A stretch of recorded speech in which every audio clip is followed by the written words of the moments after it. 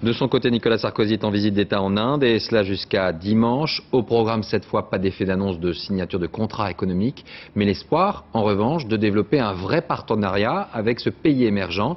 Autre sujet d'actualité, une affaire économique qui a traversé les frontières ces dernières heures. Sur place, le reportage d'Alexandre Cara et de Stéphane Guillemot.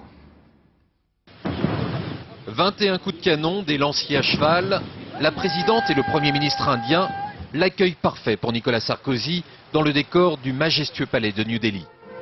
Côté carte postale, rien ne manque, y compris les pétales de rose en hommage au Mahatma Gandhi, l'un des pères fondateurs de l'Inde moderne. Côté contrat, en revanche, la moisson est maigre. Tout au plus des promesses à venir, des accords bilatéraux. Mais aujourd'hui, les seuls milliards dont il est question sont ceux des pertes de la Société Générale. C'est une fraude interne, mais qui, au dire même du gouverneur de la Banque de France, ne touche pas la solidité et la fiabilité du système financier français. Présente dans la délégation, la patronne des patrons est un peu moins rassurante.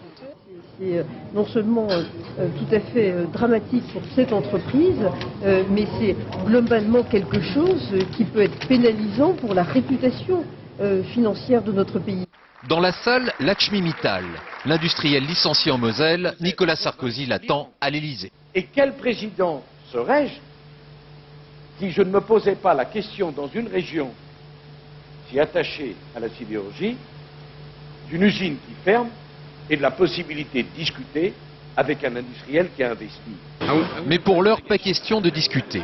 C'est en vain que le milliardaire tente de saluer Nicolas Sarkozy, pour finir bredouille à la porte de la voiture présidentielle.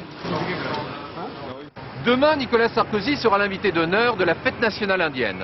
Puis il visitera le Taj Mahal, le monument le plus célèbre du pays, spécialement privatisé pour l'occasion. Du côté de l'Élysée, on ne précise pas s'il s'y rendra seul ou accompagné.